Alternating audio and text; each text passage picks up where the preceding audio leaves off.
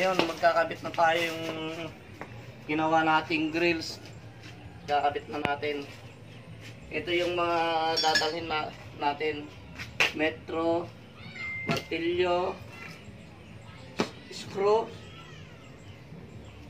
Phillips screw, tsaka yan, mga forks, tsaka mga screw, bar level, tsaka barena.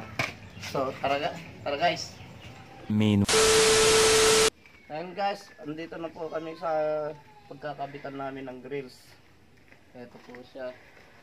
Ito, mas maganda po sana kung may allowance itong sliding. May allowance siya rito. Mas maganda po kung nakapasok siya. Ito, kasi maganda po sana kung nakapasok dito.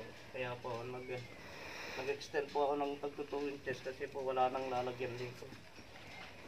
Kaya po, nag-overlap po ako. Sige po, magbubutas na tayo.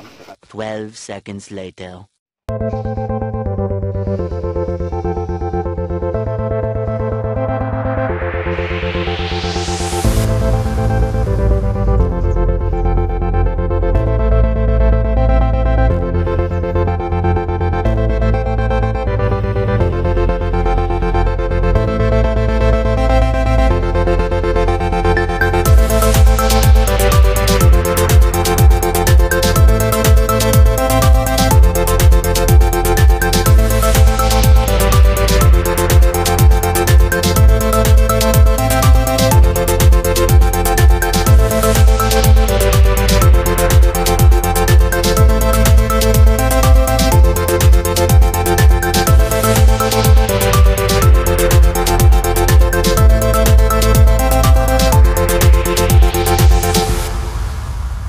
Two hours later.